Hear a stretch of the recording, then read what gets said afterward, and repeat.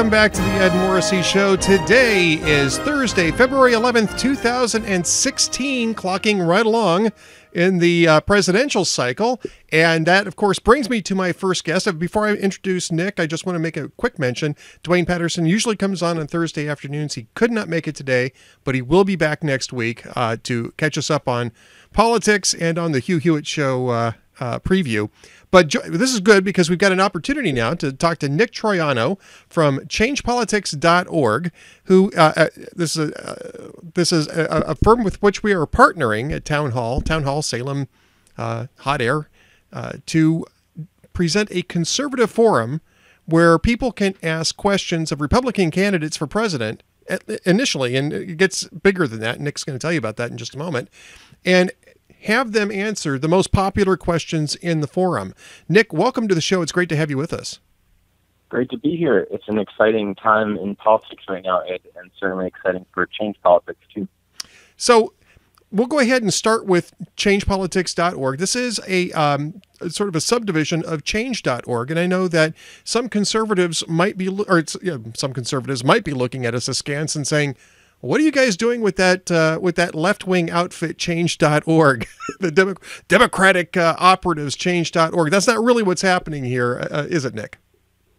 No, not at all. Change Politics is a new platform, new nonpartisan platform from change.org, which seeks to sort of empower voters to make informed decisions in elections. A little background on change.org, as there are some misconceptions. We are the world's largest platform for civic action. More than 130 million users around the world, over 35 million right here in the United States. And people come to change.org to start and sign petitions around causes and issues they feel passionately about. And just like Facebook and Twitter, we're a platform for user-generated content. So we don't support or oppose any issue or ideology or candidate. We are here to give tools to people who want to help make change on any issue they care about, wherever they sit on the political spectrum. And we've been doing that for over 6 years now. And because we've reached such scale on the petition platform, we thought now is the right time to build a new tool to empower people to create change in elections. And that's why last month we launched Change Politics, and we're running a series of online town halls with the presidential candidates to start, first in Iowa, then in New Hampshire, and now nationally. And we're really excited to present a national town hall over the next week with town hall media, where people can ask questions directly to the presidential candidates. And this is actually a really interesting platform. And Nick had to sort of shepherd me through this a bit today because I wasn't quite clear on what I was doing with this, but I cut about a 1-minute video earlier today, uploaded it to YouTube, and then I created a question on the Town Hall Conservative Speak forum. That's our partnership with changepolitics.org, and had it all loaded up, and that was fine. And then I went back and said, well, I can't find this. And I ended up emailing Nick and Amanda at our office, and they said, well, you're supposed to actually tell people about it so that they can upvote it so it shows up on the platform. It's like, oh, well, there you go. Yeah. So these are. Well, you had a very good question, Ed, about the president's new budget proposal, and so people can find that in the town hall. And like you said, anyone can ask a question. And the entire point of this exercise is that the most popular questions, the questions that the most people want to have answered, are the ones that will float to the top of the town hall, and a selection of which will actually be answered by the candidates. So the process is quite simple. changepolitics.org/town hall is the URL that people can go to. They can submit a question on any issue that they'd like, in text or by video. They can tag it with the issue that they're asking about, and then they can share it with their friends. And as you said, as soon as you get 2 or more upvotes, your question will appear in the town hall. You'll have a whole week to create a campaign around it, and the most popular questions by next Friday, which is the 19th of February, a selection of those will get posed directly to the candidates. And before we get to which candidates are participating, I mean, this is a pretty easy process. It says the guy who couldn't figure out how to go find his own question, but it actually is a pretty easy process. I was just trying to get through it. I was kind of in a rush this morning trying to get through it. But there's a field there for the question itself. That's 140 characters. It's basically a tweet length field. And then you have another field in which you can go into quite a bit of detail. And it just so happened that this question today that I wanted to ask is the topic of my column at the Fiscal Times. And so what I did was I pulled over a couple paragraphs from my column because I'd already outlined this issue a bit over there and was able to very easily put together this question. I'd say even if I had to type all this out fresh, it would have maybe taken me 3 or 4 minutes to get a question going. And then if you want to do the video, of course, obviously there's a little bit more work involved in that. And I'm set up to do it, so it's a little easier for me than it might be for some others. But I mean, you can use cell phone video. You can do all sorts of different things with the video. It doesn't have to be fabulously produced, as anybody who's watched this show can attest. All it is just you getting a chance to ask your question. And the how you keep from getting really silly questions is through the upvote process, because, you know, people might find a silly question, and I'll use one from quite a long time ago. You know, a boxers or briefs question might get some laughs in the forum, but it's probably not going to get upvoted to the point where you're going to ask, you know, Ted Cruz or Jeb Bush boxers or briefs. I mean, that's not what this is about. And you can already tell, Nick, by looking at the questions that are gaining popularity, which there's a function on the page to see this, that these are serious questions and people are seriously asking these questions. Absolutely. And as I said, we went through this process in both Iowa and New Hampshire with our media partners, the Des Moines Register and the Concord Monitor. And we saw really interesting, really substantive questions come to the top. It's an opportunity for people to ask questions about issues they might really care about, perhaps questions that aren't being asked of the candidates. Or it's an opportunity for people to ask candidates about their life experience or their character and judgment to really get to know them. And I'll just share with you a couple of my favorite questions I saw so far on the platform. In New Hampshire, we saw a group of fathers' rights activists mobilize around a question dealing with Social Security and how they claim that a part of the law actually incentivizes states to maximize the amount of child support they require parents to pay because of the federal matching funds. In any case, it's a very nuanced issue that isn't being asked by the media that they felt was important. They got over 1,600 people to upvote their question, and they got responses from 6 of the Republican presidential candidates. So that's an example of an issue that people mobilized around. In Iowa, one of my favorite questions came from a gentleman who asked, please describe the kinds of people you will surround yourself with in your decision-making process. And again, lots of people upvoted it, the candidates responded, and if you think about it, that's one of the most important questions these candidates can be asked, because it's one of the most consequential decisions they could make of who they are going to surround themselves with if they're in office as president.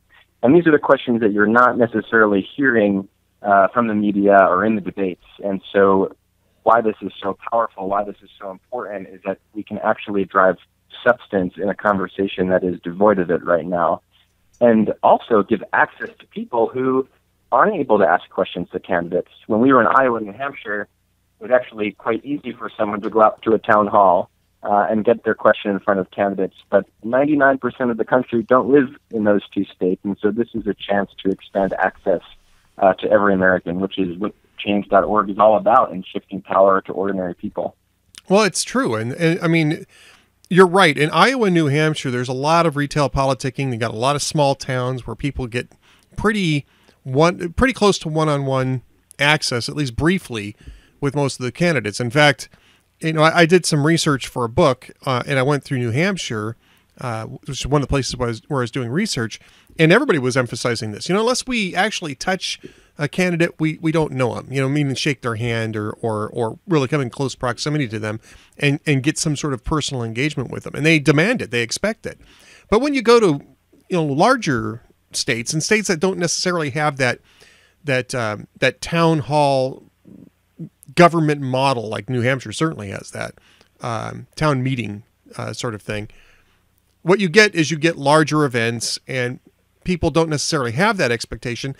But and this was sort of one of the issues that this brought up for me, is that this is an incredibly interesting political cycle. It's a very unpredictable political cycle dominated by populism on both sides, which has basically found its germination in a deep, deep, deep frustration and disillusionment in the political process, in political institutions, and the leadership in both parties. And we're seeing this play out in the primaries of both parties right now.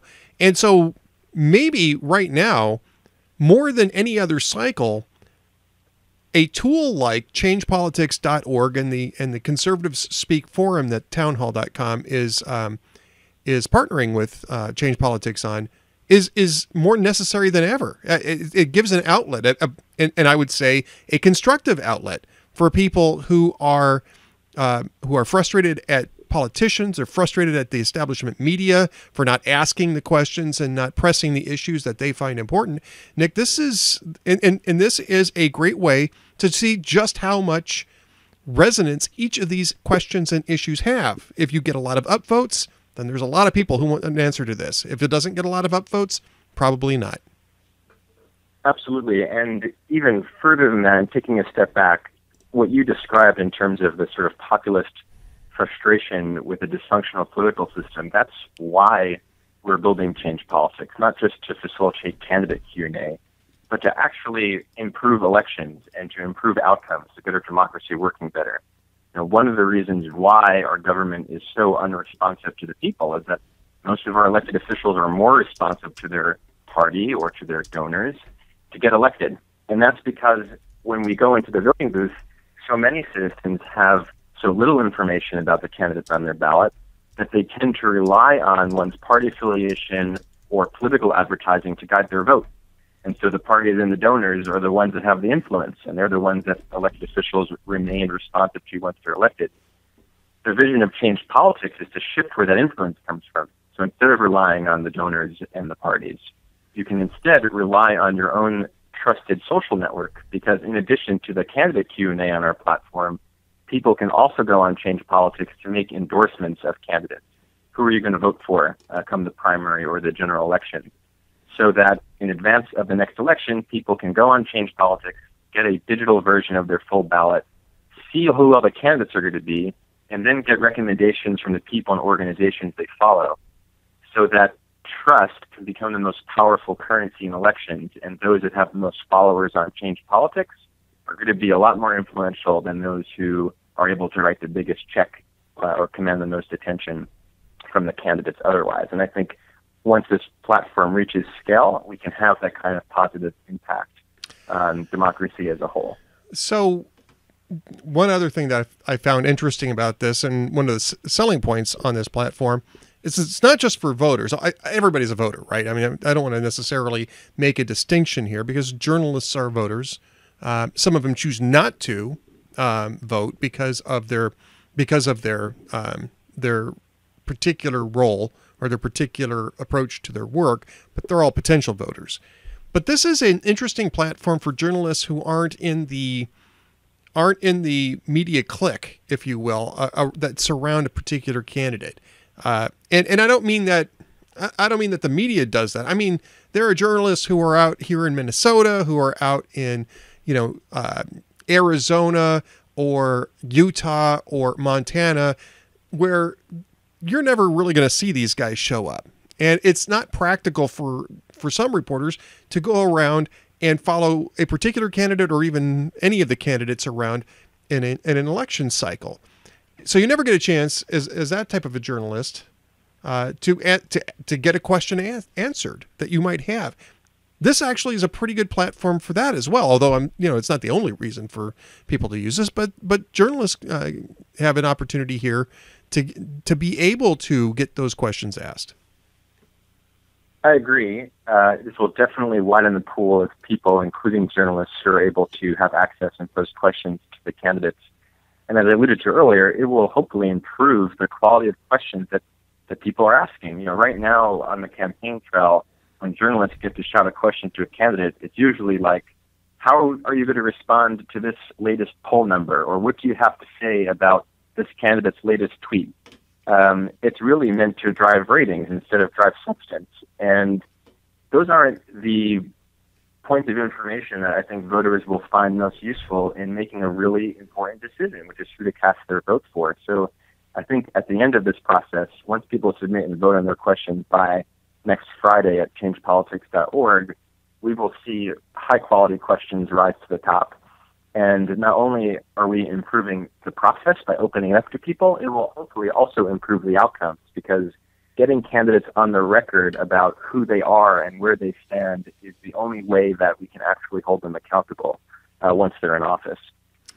Now, there's a question that's come up from our chat room, Nick, which is sort of like changepolitics.org, except with no upvotes. We have a chat room that goes with this show. And there is a good question here from Fausta, from faustasblog.com.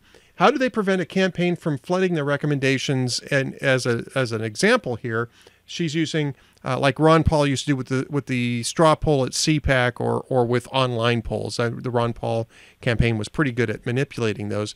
How do you keep that from happening? Well, we don't want to keep anything from happening.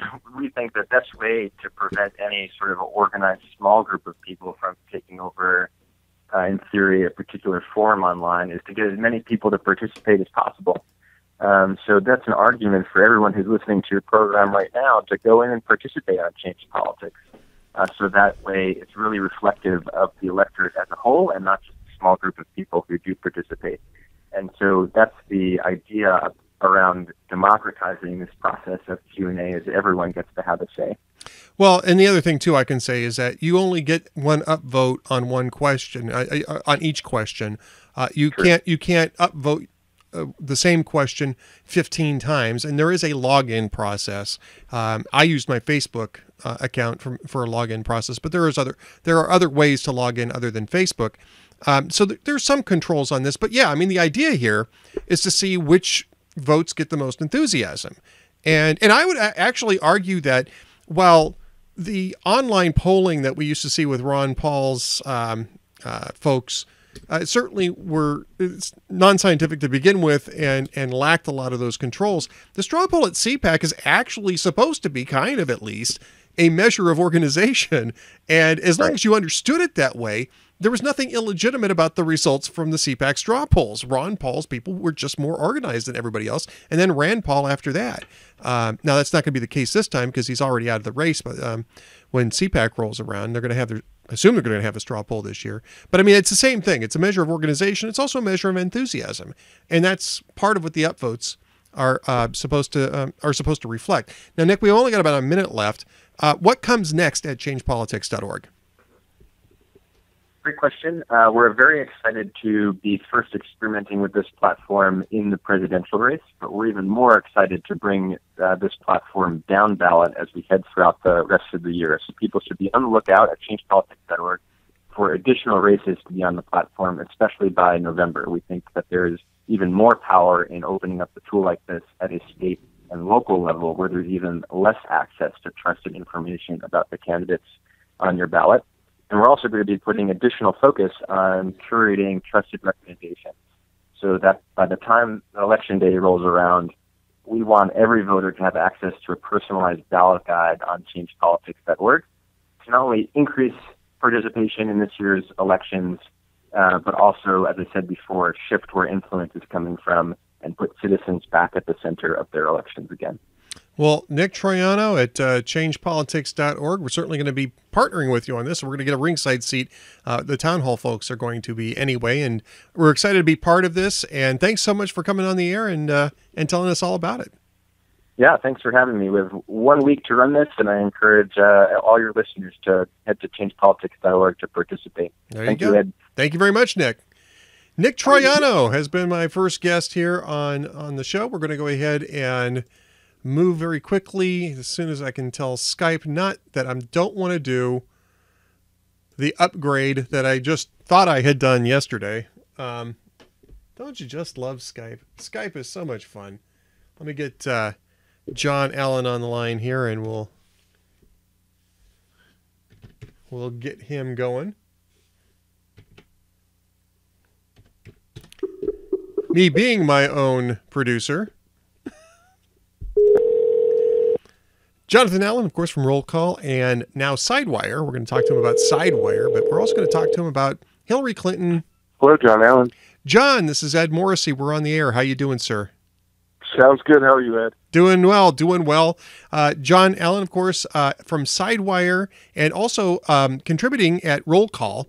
And you have a great piece up today about what Hillary Clinton can do to improve her campaign. And you suggest that she fire herself. Now, I regularly fire myself as producer of my own show, and it doesn't mean that I'm getting rid of the show. Similarly, you argue that doesn't mean that she needs to get rid of the campaign, but clearly there's something wrong at Team Hillary, and it looks like it starts at the top.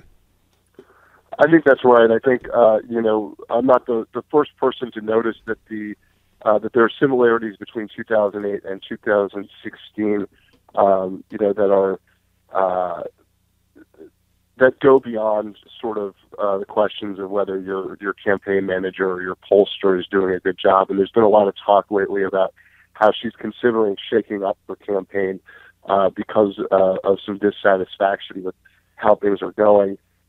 My conclusion is basically that she and her husband should get out of the business of charting their own strategy. To the extent that she has strengths that she would bring to the White House as president, I don't think running presidential campaign strategy is one of them.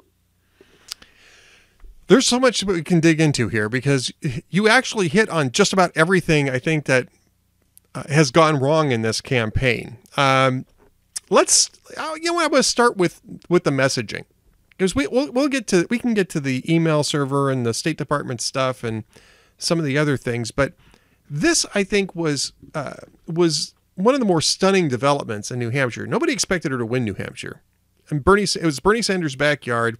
The polling was very clear that he had a substantial lead going in there, but I don't think anybody really believed that it was going to be, 20-something points that she would lose by. I mean, this is a state that she won 8 years ago, barely, but she did win it and was able to extend her life in the 2008 primary cycle. She got 39.1% of the vote in what was essentially a 5-person race 8 years ago.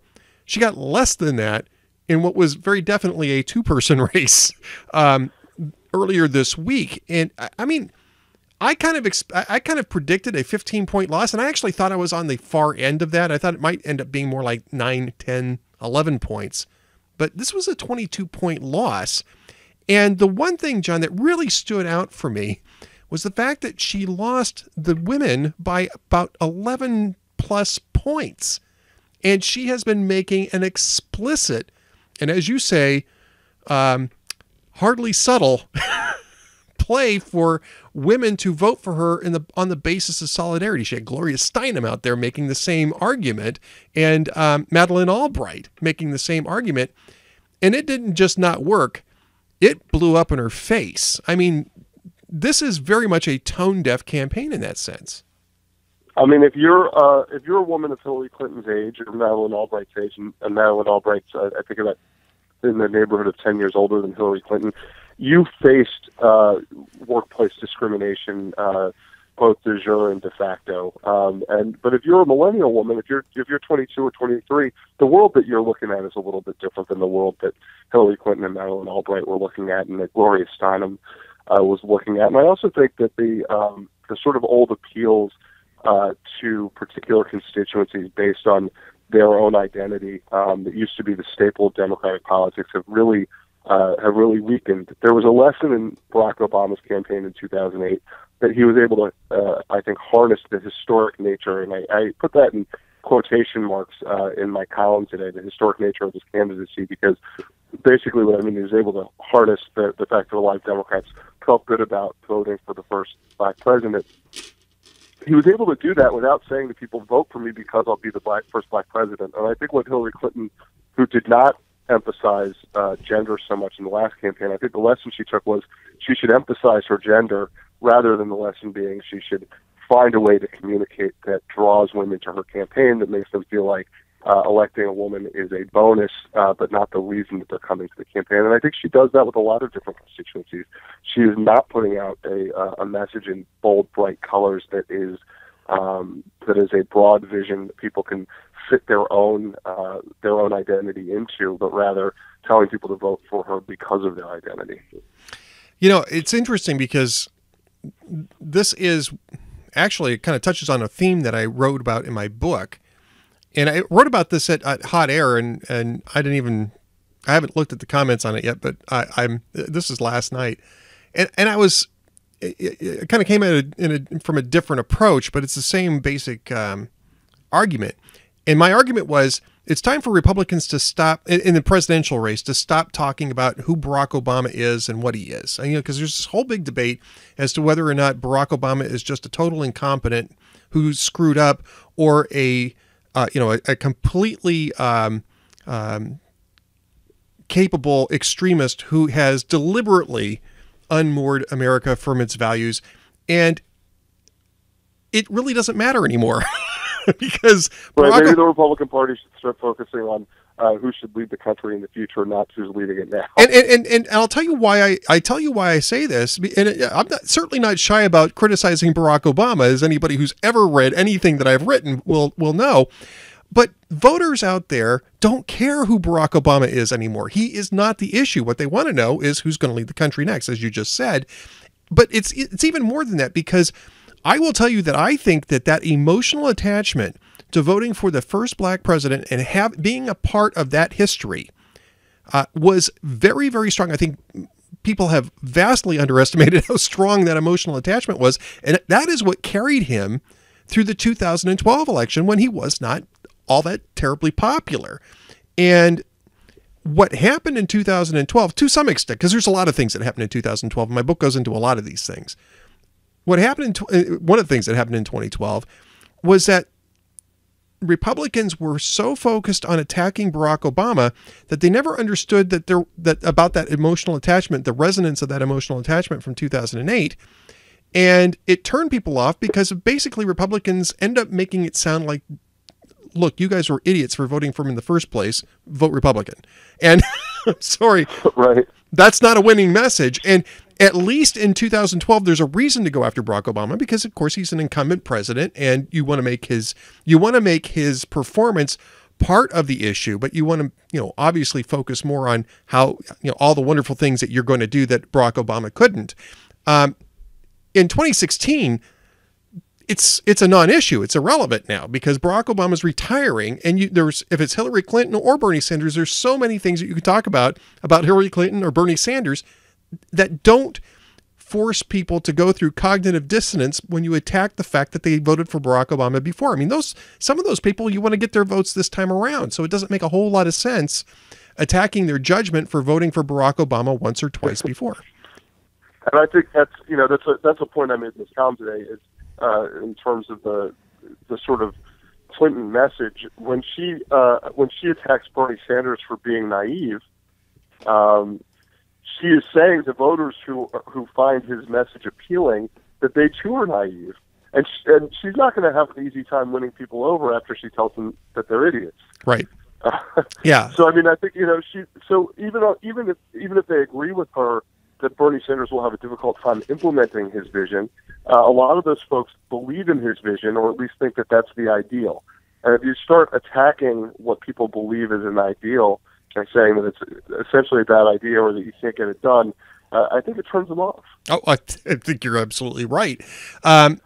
We could also draw the same sort of distinction between Donald Trump and the voters who support Donald Trump too, because a lot of them feel like they're being called idiots by people who don't like Donald Trump, and to some extent they are, and being called that. Right. And so you can understand why they get a little defensive and dig their heels in, rather than get involved in a discourse about which candidate might do the better job, sort of thing. I mean, so that dynamic is kind of running across both parties. But let's move back to Hillary Clinton, and let's talk a little bit about the email server, the State Department, the Clinton Foundation, Huma Abedin working for both at the same time. And now, of course, we find out today that the State Department IG subpoenaed the Clinton Foundation for documents and records, and apparently that somehow preceded the FBI's expansion of their probe into the email server into a public corruption probe. Hillary Clinton has not offered very good answers on this. And when you looked at the vote, the exit poll, or excuse me, the entrance polling, I should be very specific about this, in New Hampshire, voters who cared, who prioritized honesty and trustworthiness, voted for Bernie Sanders 93-5. I mean, 93-5. I mean, that is about as bad a condemnation of someone's integrity as it within their own party as you're going to find. There is some circularity to that too, I would think, though, that once someone identifies as a Bernie Sanders voter, they begin to look at her as more dishonest and him as more honest. Good point. Absolutely good point. There's some selection bias there too, as well. But it's still an overwhelming number. It's still it is the kind of number that pops off a page. Yeah. In terms of polling, and you just go, wow, you never see things in the 90s. No. No, I mean, babies don't poll in the 90s.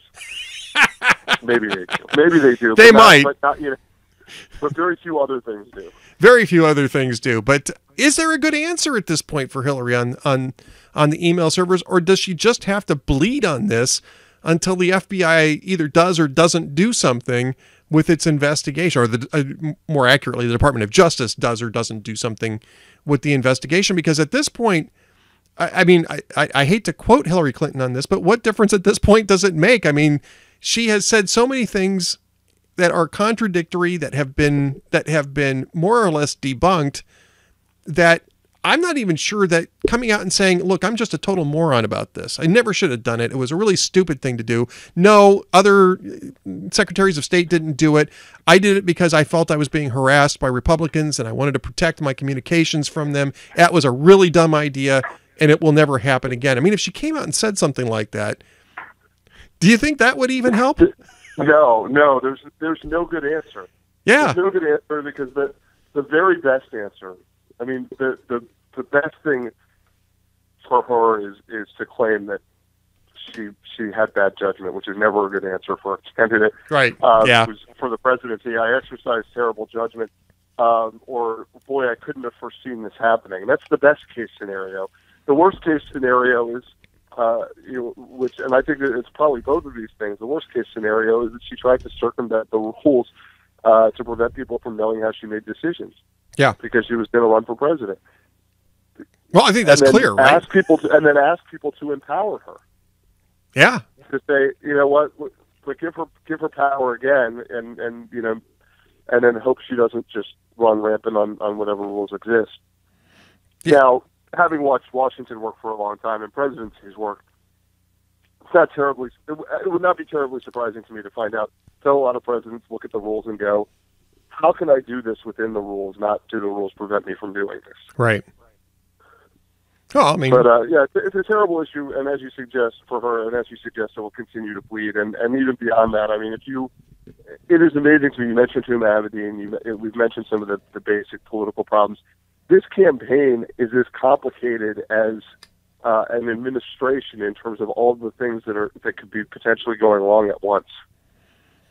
For most administrations, there's always a scandal here, a scandal there that they're trying to manage at the same time.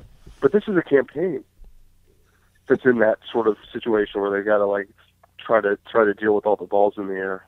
Well, yeah, I mean, it's nowhere near as complicated as the federal government, which is the reason why you usually have something going on, that somebody is underperforming or doing something wrong, and you have to go, put that fire out. A campaign is is much more streamlined and small in relation, at least, to running the federal government.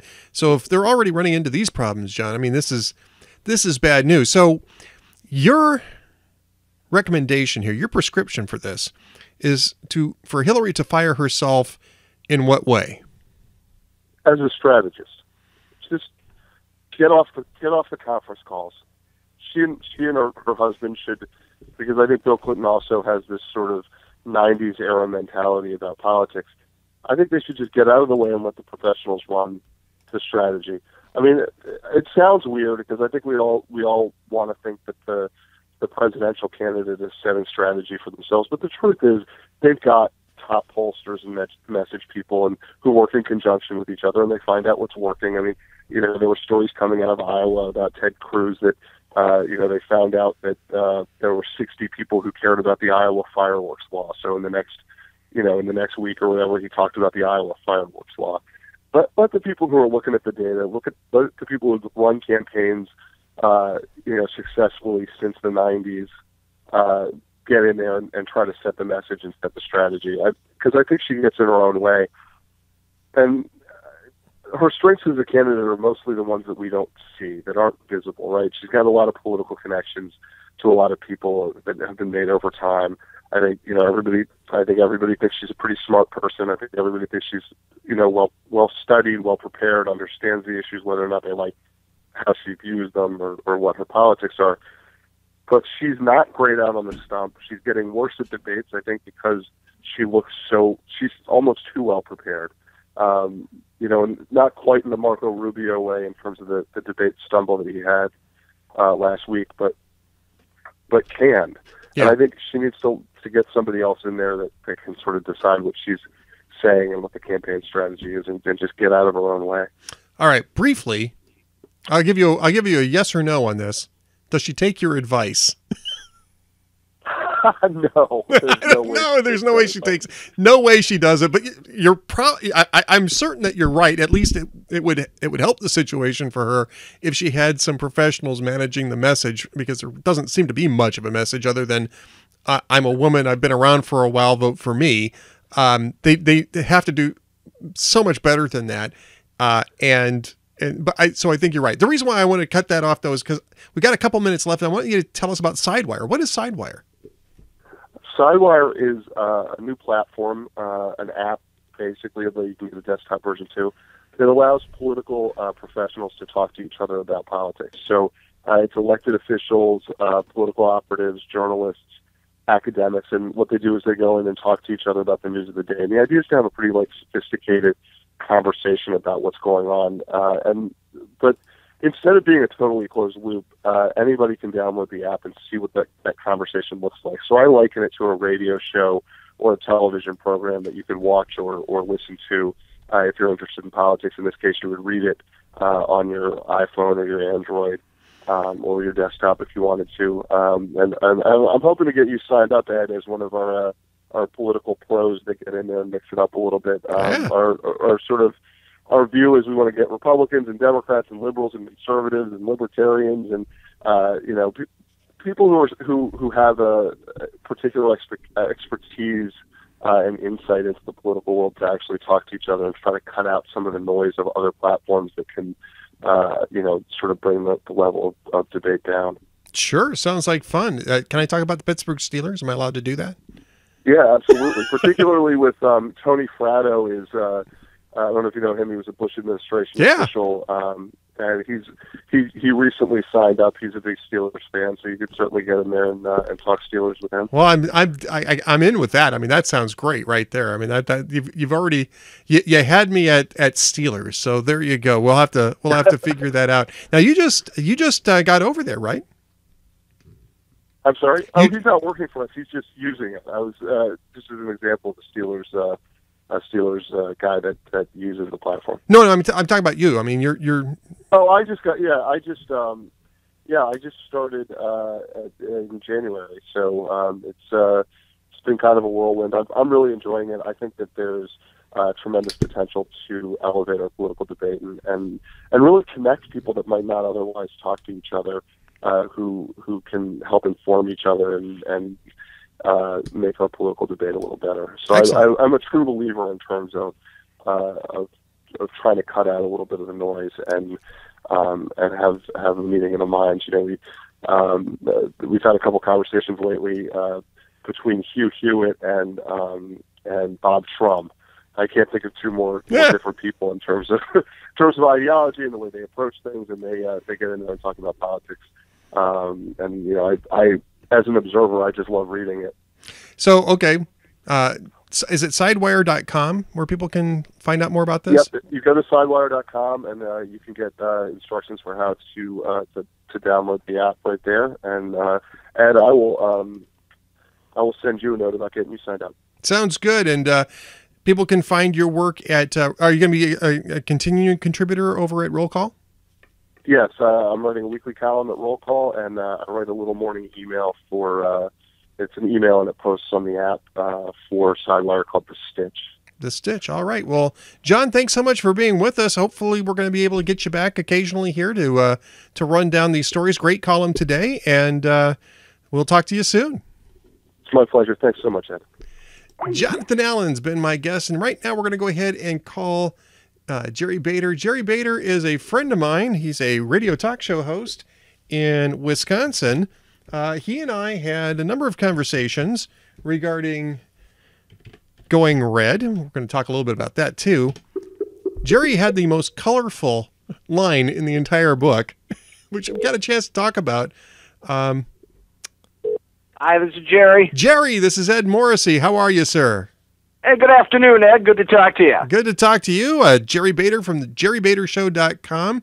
He is a syndicated radio show host and quite a raconteur as well, because I was just saying right before you answered the phone that you ended up having the most colorful anecdote, I think, in the entire book that I wrote, Going Red. And when you told it to me, I said, that has to go in the book. I mean, that just absolutely has to go in the book. And I'm happy to say that survived every single edit cut that this book got. Well, I threw it out there because I didn't, I don't consider the rest of my thoughts that profound. I had to have something that would stick, if you know what I mean. That's right, yes. And stick it did.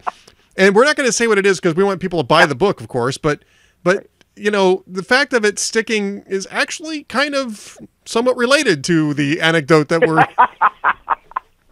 Indeed. To say more would be telling. So, Jerry, first off, the first topic I want to talk to you about is something that I actually hadn't thought of until Kevin Benversi from Lakeshore Laments brought it up to me earlier today. We were on a conversation this morning on the phone, and I didn't realize this, but it is the 5th anniversary of the introduction of the Act 10 reform bill in Wisconsin. That quiet little nice philosophical debate that y'all had over there in Wisconsin about public employee unions and necessary reforms. And, golly, I remember the Socratic atmosphere around that and how Wisconsinites were mostly stroking chins while they debated the pros and cons of this reform. Am I remembering this correctly, Jerry? Yes, it was that very high-minded, thoughtful, intellectual discourse that I dubbed, "This is what democracy smells like."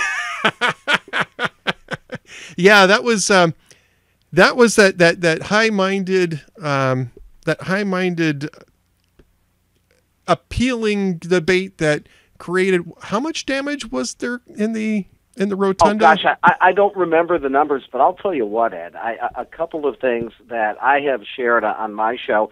Yeah, it was on February 11th, 2011. Governor Walker issued the news release the night before. I was one of 3 talk show hosts invited to his office for a sneak peek.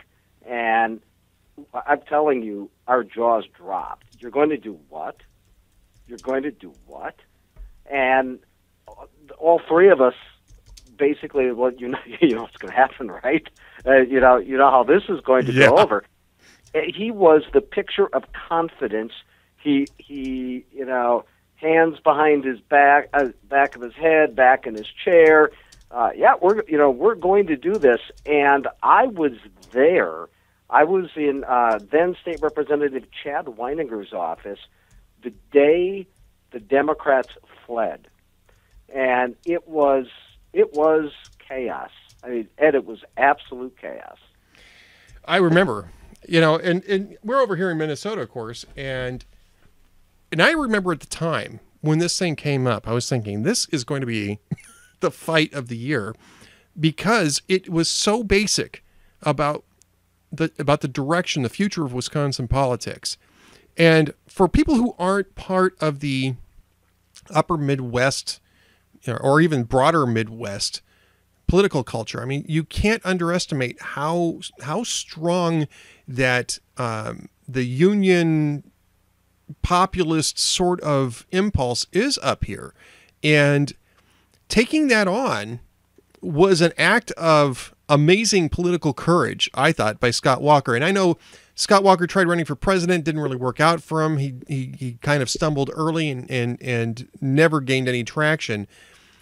But this is a guy who said that he was going to take this issue on and really wasted no time in getting to it. And I think part of the surprise, Jerry, was that he actually followed through on what it was that he said he was going to do. I mean, I think there were probably a lot of people who were saying, it's one thing to talk about this and get elected, but you really have to have a thick skin to even suggest this type of thing in a state, in a region where unions had a lot of power and had a lot of money to throw at the issue as well. In hindsight, Ed, I think the most amazing thing that Governor Walker did in succeeding there is keeping the Republican troops together. Yeah. Because I think, when you look at this as being that incredible feat, I think, particularly with Senate President at the time, Mike Ellis, who I think did want to cave, I think the remarkable thing was keeping the votes that he needed because he knew he wasn't going to get a darn vote from the other side. Of course, the senators, the runaway 14, did flee to Illinois, but that was the remarkable thing. And I'll tell you what, there were knees going wobbly, at least a couple of sets of them, and keeping that together and saying, look, we're going to turn this around. And the revolt that you saw, I remember people saying that he's tearing away our way of life. Well, really, they were right about that. The sense of entitlement, the sense that these benefits and everything else that public employee unions get are sacrosanct, that wasn't real, or that actually could be broken, was stunning to them.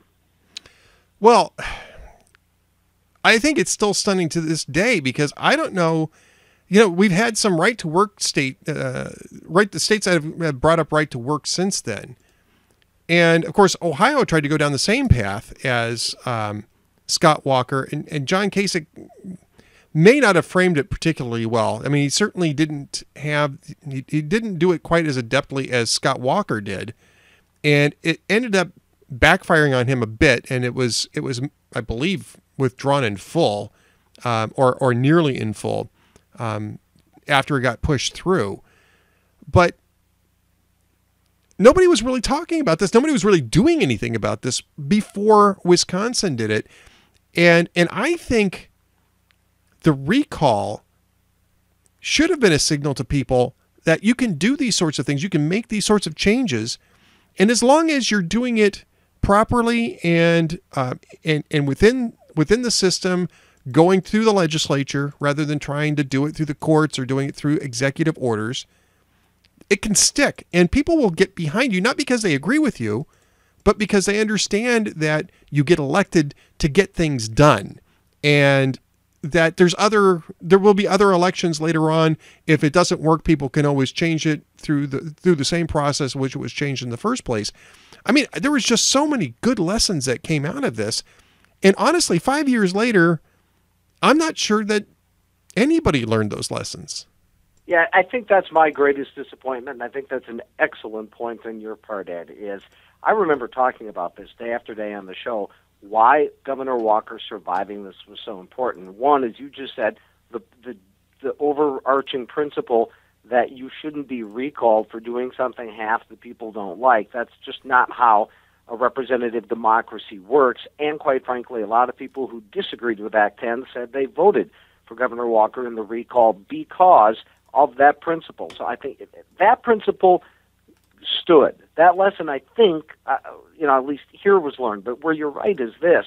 I said at the time, if Governor Walker survived the recall, it should launch a reform-minded revolution around the country.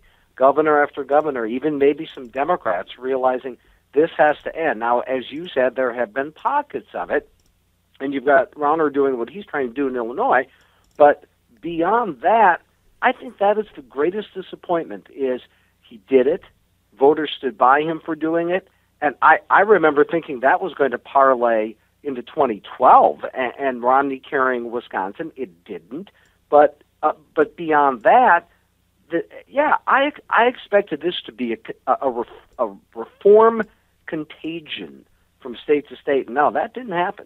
It didn't. It did not happen. And, I don't think it's too late. I mean, I think it could still happen.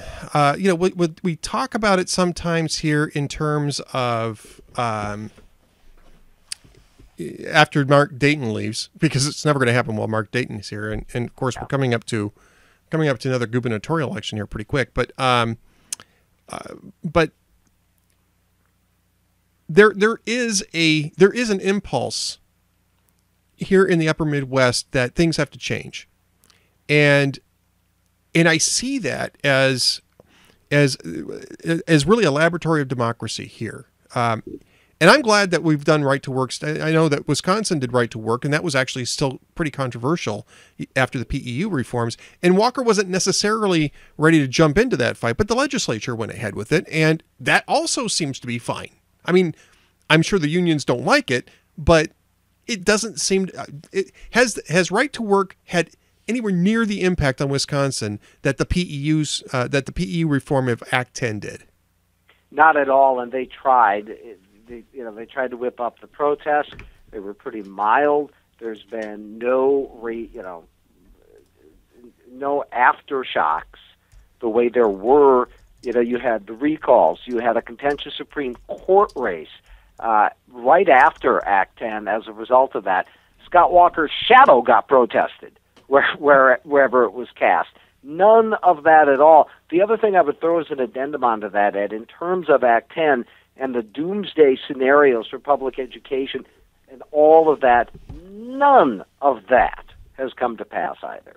Yeah, none of it's come to pass, and this is something I wrote about in the book. Now, the reason why I came to Green Bay, and I chose Wisconsin very specifically because last year, and I still believe this year, is that those changes show that Wisconsin is a winnable state for Republicans. First off, they've won the legislature, they won the governor's office, and they've done that, and it's been consistent. They won the recall election.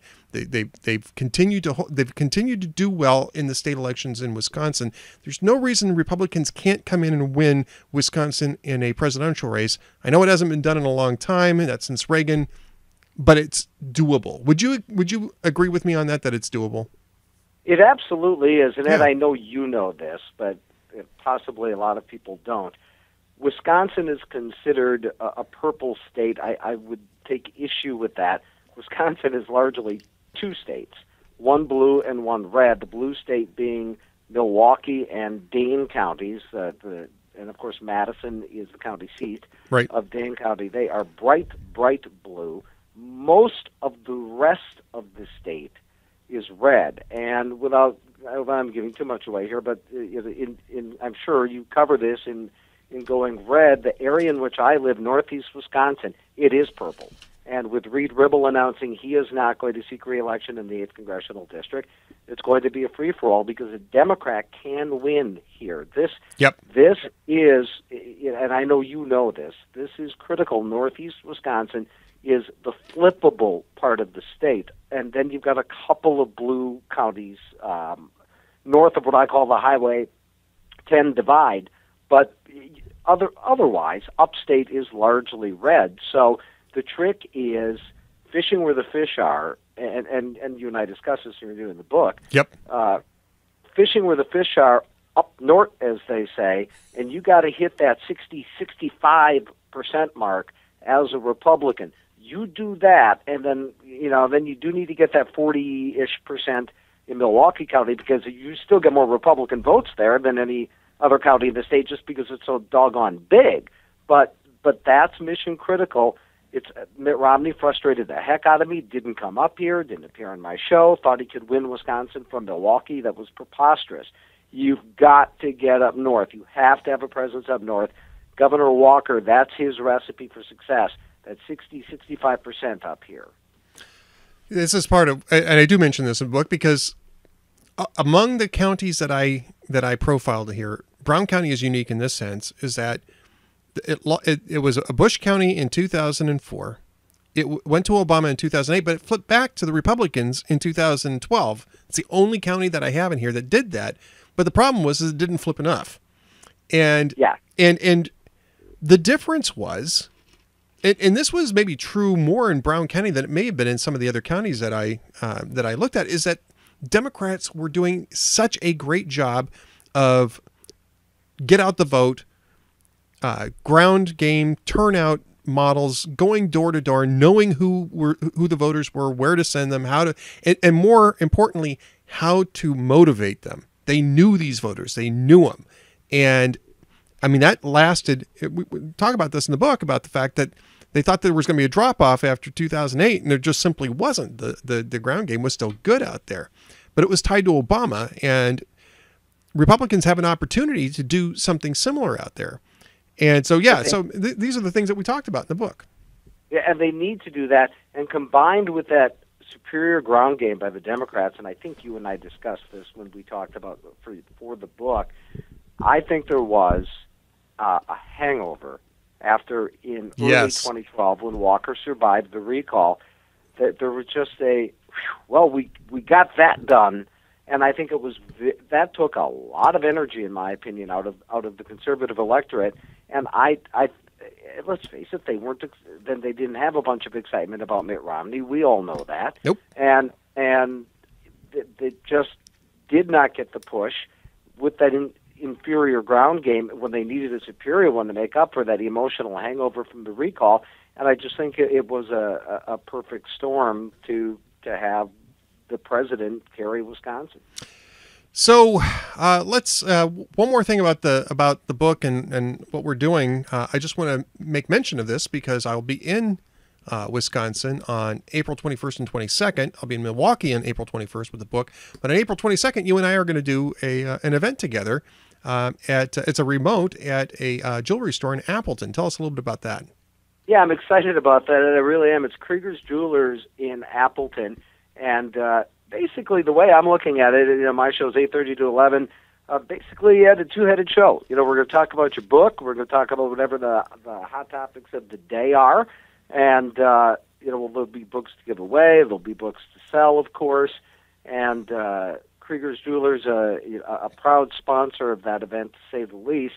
And going to be a lot of fun, and folks will be able to listen in if they'd like at jerrybadershow.com. jerrybadershow.com. And I want to talk a little bit about your show here. Just get a couple of minutes to let people know about the show, where it broadcasts live from. The stream is on jerrybadershow.com, obviously. But tell us a little bit about the show. I've been doing the show in one form or another since 2001, first in Sheboygan. It came up to Green Bay. 2008, we added Sheboygan back. 2010, Wausau. So it airs on 5 signals in 3 cities, Green Bay, Sheboygan, and Wausau. As you said, it's at jerrybadershow.com. People ask me what the show is about. Everyone assumes it's a political talk show. Obviously, we talk a lot of politics, but it's I call it the anti-Seinfeld show. It's a show about everything. We talk about Cam Newton. I asked the question today, the word that Donald Trump can say that I can't. Which one's the bigger one, Terrell Owens or Cam Newton? You can actually say it here because we're not FCC regulated on the internet, but I do try to keep this more or less a PG-13 show when Dwayne's not around. But the P word. You and I were having a discussion about this on your show. What was it, yesterday that I was on your show? Yeah. I feel kind of bad about Cam Newton because he's obviously got some growing up to do. He does, but he got creamed in that game, and I think it might be the first time all year that he got beat up the way he got beat up in that game. And the Denver defense was all over him, and I think that he's just not used to it. So yeah, he was kind of a whiny baby at the press conference. It's not fatal. I love to watch the guy play. But what was with short arming on the fumble, not going for the fumble? That's a good question, and I know people have asked it. I don't know what was going on with that. I don't know if he thought that that one of his guys was going to get on it, but you've got to jump into the pile in a Super Bowl where, what was it? It was 6 points, right, at the time? 6 points, 3 minutes to go? Yeah, I think, it was within a touchdown. It was 6 points because they had to go. They went for 2 to make it 14 when Denver scored off of that fumble. But 6 points, 3 minutes to. You're 6 points down. You're 3 minutes to go. The ball pops out. You gotta dive on that ball. As big a guy as he is, he should be able to do that pretty well. I mean, as soon as it happened, I mean, they were replaying it. You saw it. They were replaying it going, what was Cam Newton thinking there? You got to get on the ball. And yeah, I have no idea what that was about, but I suspect that Panther fans will be chewing that over for quite some time, Jerry. Absolutely. Absolutely. That's the kind of thing we talk about. Just about anything, pop culture, sports, politics. That's the Jerry Bader Show. I love it. You know, I'm really looking forward to doing a show with you out there in Appleton. It's Krieger's Jewelers in Appleton, April 22nd. And if you go to the I'm sure it's going to be on Jerry's website, jerrybadershow.com. It'll also be on the book website, goingredbook.com, because we're going to have a list of all the events. So if you're in the area, come on by to Krieger's Jewelers on April 22nd. You can we can shake hands and we can talk about Cam Newton. We can talk about whether Peyton Manning should retire or not, because that'll be another interesting off-season topic as well. Jerry, it's been a great pleasure having you on the show, just because it's such a lot of fun talking to you. Hopefully you can come back and do this again, because I just had a blast with this. Anytime, Ed. Yeah, I'd love to do it anytime. All right, Jerry. Thanks so much for being here. You bet.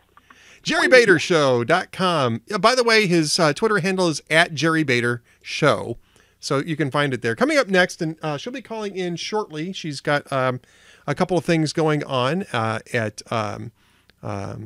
this particular point in time, but she'll be calling in the next few minutes. Mary Katharine Ham, of a Fox News contributor, and of course, Hot Air's editor-at-large, and a good friend of mine who just got done being one of ABC News's debate moderators. And I'm sorry, Caldeth, I did mean to get to your question, and I just went right by me. How is Senator Johnson going to fare? It's interesting, because I actually had a conversation with somebody on the other side for the book, and you'll have to read this because it's really one of the most interesting passages. And this particular person doesn't think that Ron Johnson has the fire in the belly to make another run, and that Russ Feingold has a really good opportunity to get the seat back. I'm not really actually sure he's right about that, though. However, this guy has been around in politics for a long time in Wisconsin, and I don't want to necessarily gainsay him when all I have is just a gut sense of this thing. But again, it's in the book, so buy the book. I will tell you this. I think that the Republican and Democratic nominations are going to play a very large part in whether or not some of these at-risk Senate seats flip at all. And I know people are looking at the Republican nomination for this as one of the keys on this, but I think the Democratic nomination is just as big. There's a story out, and I didn't really get a chance to look at it much because it came up right before I went on the air, but basically arguing that Senator Sanders' win in New Hampshire has really scrambled, and not in a good way for Democrats, the Senate races that they were relying on, because they're relying on a type of turnout that may not materialize with a socialist at the top of the ticket. I mean, yes, Bernie Sanders is very popular with the young populist progressives in the Democratic Party, but their turnout isn't necessarily all that great. You take a look at what happened in Iowa, you take a look at what happened in New Hampshire, they had a pretty decent turnout, but they weren't breaking records. And those people, like it or not, tend to not show up for presidential elections. And they may not stick it out for the long slog this time around. They could, they might, but they typically don't. The people who do turn out for elections tend to be older, tend to have remembered what socialism did to other countries, or, honestly, all you have to do is look at Venezuela to get an idea of how it works in practice. And that's Fausta from faustusblog.com, great Western Hemisphere blog, can give you chapter and verse on this. One of the people that I talked to for my book is on Twitter. His name's Miguel Dilbert, and he's a millennial who decided not to go to college, but go into the workforce immediately, and has a managerial job at a shipping company, and is rather scornful of his fellow millennials and their lack of intellectual grasp of economic realities. You can actually just follow his Twitter feed. I'm not actually telling secrets from the book now.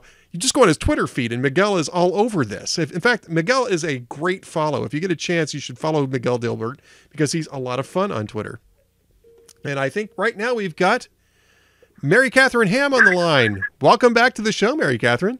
Hey, thanks for having me. I appreciate it. Well, it's great fun talking with you, and congratulations on your ABC News debate moderation. It was a terrific job.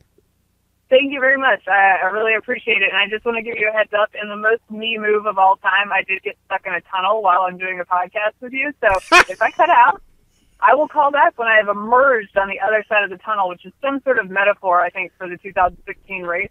It's gotta be. So. Actually, that is not a Mary Katharine move. That is actually a Guy Benson move. I should really clarify this. That's true. Maybe I'm just trying to live up to Guy.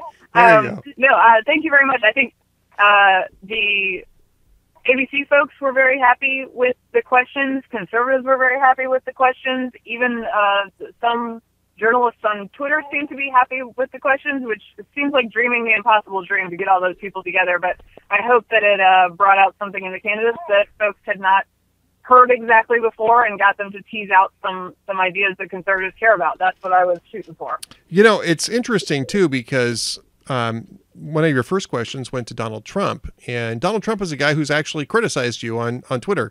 I feel like I'm not part of the club because Donald Trump has yet to criticize me, but that's then again, I don't know. Maybe I'm just destined to live in Trumpish obscurity or something. But what was No, I think you should continue to dream, Ed. And also, my insult that I got was very low on the Trump scale, so I don't know how to feel about that. That's true. Yeah, he didn't really go the full Trump. Yeah, he kind of went Trump 10% Trumpish on you, I would say. Right, exactly. But I mean, exactly. but I thought you asked a very good question because it's a tricky question. And then you turned it around with Ted Cruz, and forced him to ask or answer a tricky question in the opposite direction. I mean, I thought that was actually, it was one right after the other, both on healthcare, and I thought that you handled that in a way that demonstrated fairness and impartiality. I think that was just a great moment. Well, thank you, because you don't want to throw these guys just softballs, right? But you also don't. I'm not looking to trip them up for fun, right? That's right. Not what I'm into. But there are some things that need to be dealt with, like the fact that Trump, like I was telling Bill O'Reilly this week, when it comes to Trump on the healthcare question, with a lot of these guys, you can rely on their ideology to sort of be a predictor of what they might do. But Trump's ideology is not clear, and that's actually part of what works for him with some of these Reagan Democrats and independent voters. But because he offers no details, which would be the other way you would find out what he's going to do, you're not sure at all. So I was just trying to, let's just ask him again. I'm unclear whether you're right or left on healthcare and, what your plan is. And then with Cruz, I do think that the conservative movement and conservative candidates, when we talk about repeal and replace, there may need to be a third component, which is repeal, replace, and reassure, because people are really concerned about, hey, you guys really messed this up last time, and they don't necessarily make a distinction if it's Republicans or Democrats. They just say, really, we're going to trust our healthcare with you guys again, even though it's terrible right now. I'm not sure I want to go down this road again, and that's something I think they need to think about. It is, and I thought Ted Cruz gave actually a pretty good answer on that. But it's a tough question and Republicans have to deal with that in real terms if they win the White House, because they're going to be very widely expected to finally complete the repeal of Obamacare, and they're going to have something in place that catches people as they fall out of that system. So it was actually it was a very good question. Let's talk a little bit about the atmosphere of being there in a debate. Now, this is not something, it was announced a couple days before the debate. We all were pretty jazzed about it. We put posts up, hey, this is great. But it wasn't like they called you up the day before and said, so, Mary Katharine, if you're not busy on Saturday night, feel like coming down and doing some questions in the debate. This was going on for a couple of weeks. Yeah, it was a couple of weeks before. It actually was a very compressed timeline because, frankly, Republican candidates and the RNC were so busy with Iowa and with other debates that it took until post-Iowa to basically say, okay, let's actually talk about this. I think it was a very compressed schedule because that's just the hectic nature of the campaign trail. But yeah, it was a couple weeks, and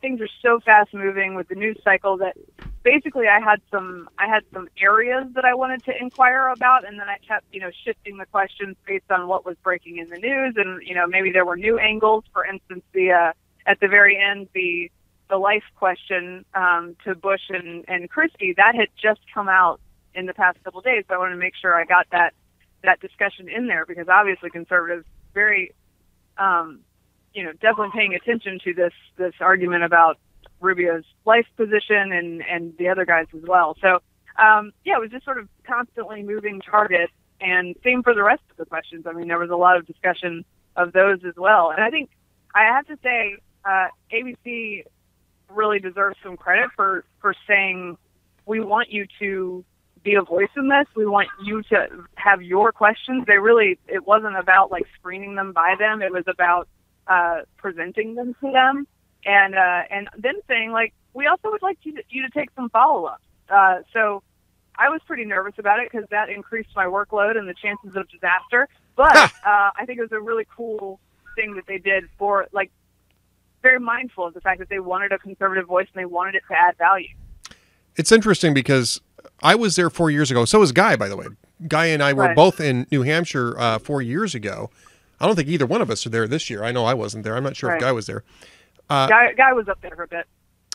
And this was the debate in which I think the whole issue of that and the John King one on CNN about how the networks were manipulating these debates to make Republicans look bad and to offer quasi Obama-esque policy issues in the middle of these Republican debates, and we were demanding you have to have a Republican or conservative voice in these, because this is a primary aimed at conservative voters.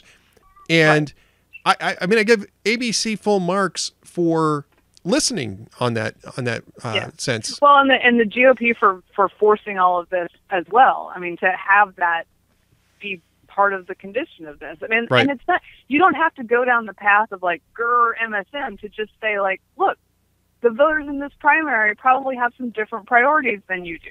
Like, that's fine. Let's ask them about those, and let's have somebody who knows what those priorities are. And you felt like those your perspective on those priorities were welcomed by ABC, by David Muir and Martha Raddatz. For sure. I mean, and those guys are much more important than I am in the hierarchy of ABC News, where I do not work. So like them being generous with the time that we were allowed to take, I was sort of surprised by, and I think it turned out really nicely. I thought it turned out very well. If I flatter myself, although Josh McElveen, who was the local New Hampshire anchor, had really great questions and started that whole eminent domain discussion, and also got to the veterans thing from a veteran's point of view as a Marine himself. So I think it added value. That's what I was hoping. Well, right. I mean, that's the reason why you bring in more people, is to have that added perspective. And CNN did it with Hugh, great friend of ours and colleague, Hugh Hewitt, and have you? ABC's done it. I'm trying to think of Fox News. I don't know if people really have put a lot of pressure on Fox News to do that, because Fox News is perceived as being center right anyway. Right. But I don't know that we've seen that. Well, NBC isn't going to get a chance to do it because of the CNBC debate. Because of that whole business. Well, and I think actually the CNBC thing, I think, freaked a bunch of people out, and they're like, well, we don't want a similar backlash to us, so let's take this seriously and let's think about how we're doing it. And so I think the CNBC debacle might have been a helpful corrective for debates in general this time around. Well, I think so too. I mean, I'm not a big fan of the format. I think I made myself pretty clear on that, because especially when you have that many people on stage, it just ends up being sort of a game show. But I think that it's actually improved in this cycle. I do. I actually think that we've seen some substantive exchanges. The questions have improved, with the exception of the CNBC debate. I'd like to see a little less focus on the horse race type of things because, let's face it, these guys aren't political analysts. They're there to answer questions about issues and that sort of thing. So with all of that said, what was your perspective about how the candidates did on stage? I think it's pretty clear conventional wisdom, and I don't mean not to buck it, but that it was the governor's night that night. And certainly my impression was, hey, where did these guys come from? And I thought, my guess was actually that Kasich was surprised most of all because he really was pitching New Hampshire, 100% of the time up there, and, 100% of his life he's been living there. So, right. So, he was my prediction for somebody who would come out of this with that, quirky, sort of a little bit more moderate sensibility, and people would go for that and give him a little boost. The moment that the Rubio question happened, and Rubio and Christie fighting, I think you could tell in the room that the audience was a little bit. You'd hear a little groan when he would go back to it again, and so you could just tell in the room. And frankly, I was surprised to watch it happen because one of the things that he suffers from in the aftermath of this is his reputation as a pretty good debater. Because if it were characteristic that he messed up all the time, then we wouldn't be talking about it. But the expectations were high, and he was at a really important point in this race, and it was a bad moment. The rest of the debate actually quite fine, but I sort of thought even above average. But I thought, I've seen this guy be nimble and quick on his feet before, like crack a joke and everything would move on and be fine. But he did not do that, as we all know. So I think you could feel that a bit. You also could feel people react to Christie like really going in for the kill on this, and you could feel the downside for him as well. That people might think that was a little mean. And I thought that at the time. I was like, well, he seems to be taking one for the governor's team here and letting Kasich and Bush live to fight another day, but he may not make it up. It's easy for me to say this now because it's all happened that way, but I swear that's what I thought. Well, I'm on the record talking about it shortly afterwards. So right. So you were prescient, and you can corroborate that. You have the evidence for it. What was different for you being on stage with the candidates as opposed to, say, the way that we would necessarily cover it, which would be watching it on television or being in a press room? Right. I think anytime I am around a live audience, I think that's fun. So I think getting their sense of what was happening on stage, especially because they are New Hampshire people, was interesting. I think there's a lot of it's sort of surreal because it's not like I run into these guys a lot. They're very busy, and I do live in the DC area, but it's not like I see them all the time. Like, oh, I'm chummy with these guys. But I do see them all the time on TV and pay attention to what they're saying all the time as my job. And so there's this surreal thing where you're like, well, sure, I know Governor Kasich, right? No, I don't actually. But I tried to get myself in that zone when I was asking them questions like, hey, these are just dudes in suits that I pay attention to all the time. We're just chatting, and I'm asking some questions. Let's pretend we're super relaxed about it. Well, it seemed like you were super relaxed. I thought you did a great job and came across certainly as relaxed and confident. You were asking the questions, and you and the other journalists were up there asking the questions, putting these guys on the line. Now, are you I don't want you to reveal anything that should be secret, but are you open to doing this again at another debate in this cycle, do you think? Oh, I definitely would be. People said, did you have fun? And I was like, I was trying really hard to look like I was having fun, but I would say rewarding, challenging and rewarding is the word for this experience. And look, the other thing is, I really enjoyed my 3 questions and follow-up. I'm not sure that I would enjoy equally the pressure of moderating an entire thing like these guys do. I mean, just to keep your brain on that whole time and to be reffing, it's really nice to have someone to hand the baton to when you're done with your little question. So that part I really enjoyed. Well, it's worth mentioning too, because we've seen debate moderation done pretty well, actually. I mean, Jake Tapper with the CNN debate, and I think the ABC debate the other night, and there's been other debates that have been handled very well. And I think we don't realize sometimes the preparation that goes into making sure that you have the right questions, making sure that you have the right backup for that, because we've seen what happens when people ask questions and they don't. That was the CNBC debate, actually, where they don't have the right data. They didn't do their research. They're kind of all over the place because they're bouncing from topic to topic with no particular organization. So when it's done poorly, you notice it. If you don't notice it, it was probably done well and maybe not appreciated. Well, and that's, I also, when I got asked to do this, was thankful that in the past I've been relatively easy on moderators. Right. Yeah. I was like, well, maybe there won't be so many tweets to come back and bite me here. But the reason I have been easier on folks, and I do think people were right to be as hard on the CNBC guys as they were. But in general, one of the things I thought about, like, putting out before this debate, and I forgot to, was to say, like, I'm really excited about tomorrow, and I'm most excited about pleasing every single one of you.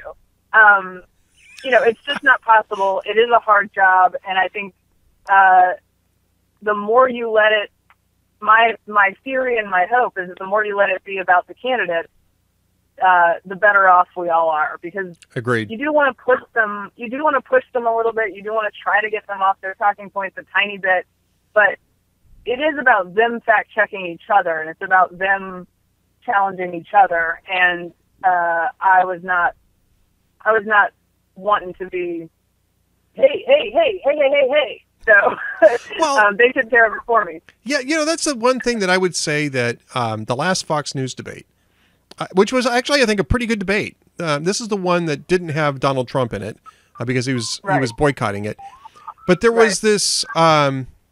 There was a sequence where Megyn Kelly, the panel basically, had these videos of them saying different things at different times about immigration policy.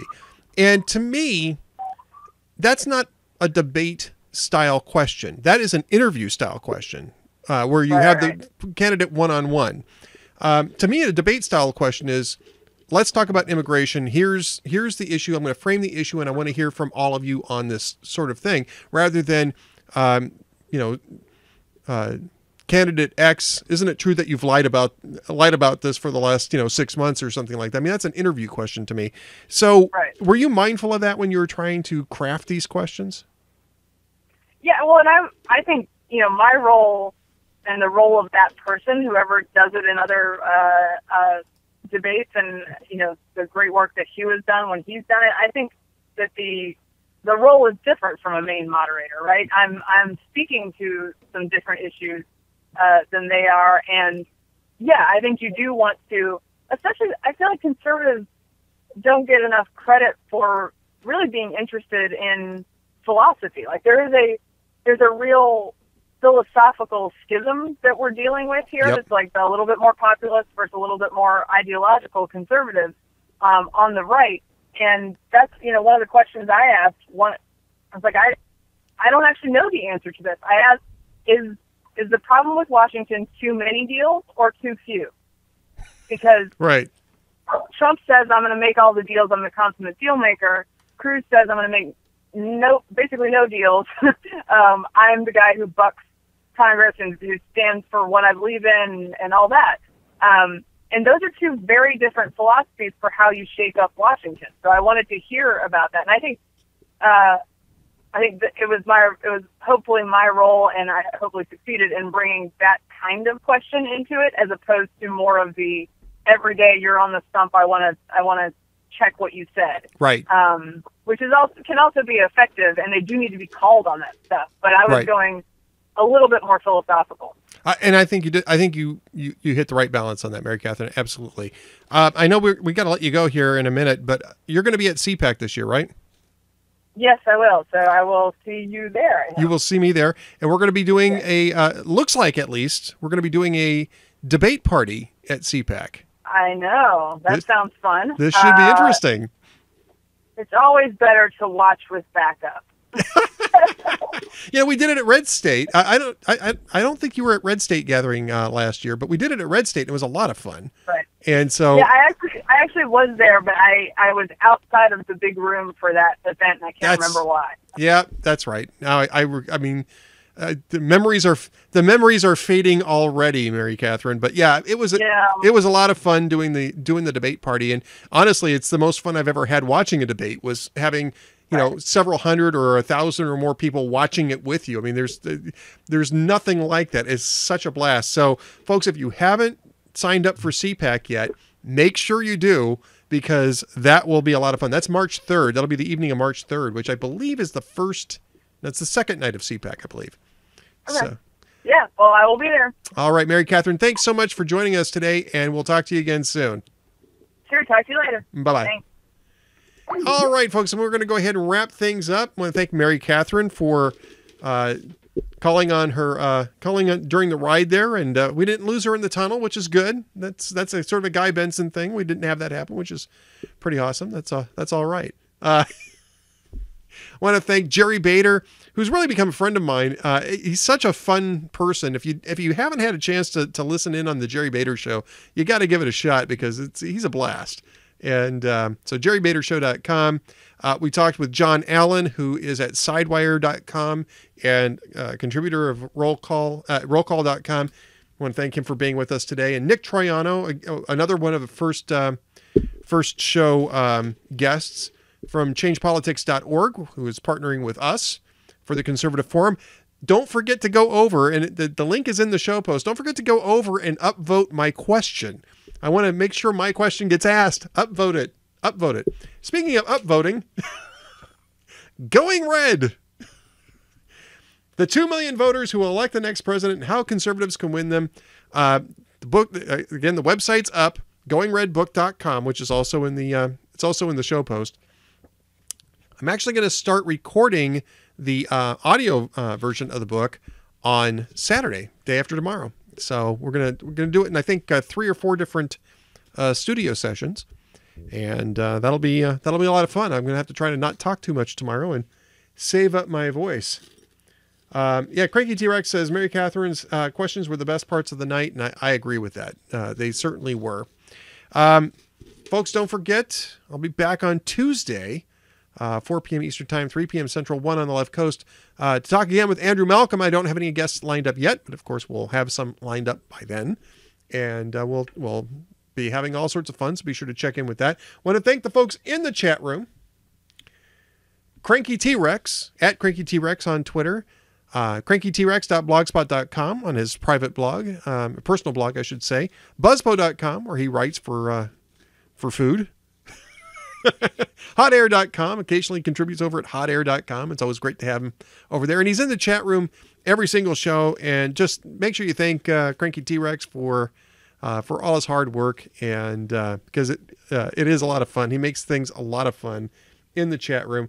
I also want to thank Prairie Dog SD for keeping the chat room safe for democracy, holding on to the troll gun there. No trolls today, but you never know. You never know. Things happen. You never know. Let's play a little walking music as we head out. Who else has been in the chat room? Get some sugar-free lozenges for 1 hour of pre-recording. That's a good tip, Fausta. Thank you very much. I will do that. I'll head by the... I got to go by Walgreens anyway at some point today or tomorrow. Make sure I pick those up. Who's been in the chat room? Don't forget to put your own URLs up in the chat room. We're all about shameless blog promotion here at the Ed Morrissey Show. Don't forget to put your Twitter handles up there as well. Rick Nichols, my Hugh cruise mate. Well, Fausta was a recording for the blind reader. Well, you know what? My wife used to read a whole lot of those books. So, Fausta, thank you very much for all your service. That is wonderful. Fausta from faustasblog.com, a great Western Hemisphere blog. I read it every single day, and so should you. Little known fact about Fausta, she used to do book reading for books for the blind. And that is actually a little known true fact, which is unusual for me. I didn't know that.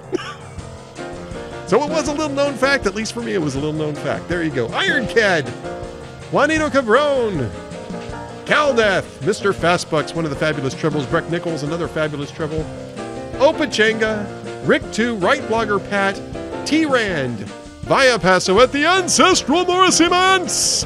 Hi, Mom. And the first mate behind me, keeping me on the straight and narrow. All right, folks, again, don't forget, Tuesday, 4 p.m. Eastern Time, 3 p.m. Central, 1 on the left coast, Tuesdays with Andrew. Don't forget also to throw books around while you're on the air. There we go. Don't forget, goingredbook.com. If you haven't pre-ordered the book yet, do so now before they all run out, because Lord knows they don't, they're only going to print so many of these things. That's not really true. They'll print as many as people will buy. Buy them. All right. And don't forget to sign up for CPAC, because I'm going to be doing a lot of talking at CPAC about goingredbook.com. So be sure to do that as well. Until then, have a great weekend, folks. Don't miss a minute of the Ed Morrissey Show. We'll see you later.